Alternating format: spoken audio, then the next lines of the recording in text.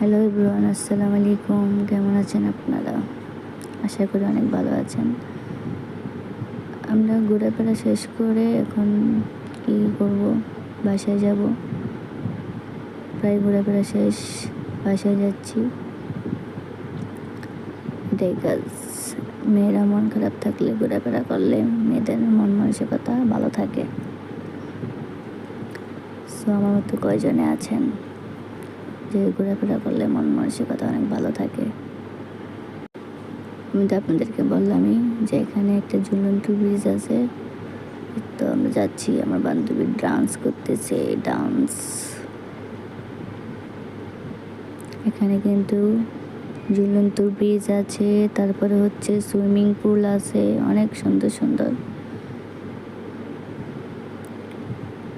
তার কি এই পর্যন্ত ভিডিও, আবার দেখা হবে আপনাদের সাথে। বাই বাই, টাটা, আসসালামু আলাইকুম।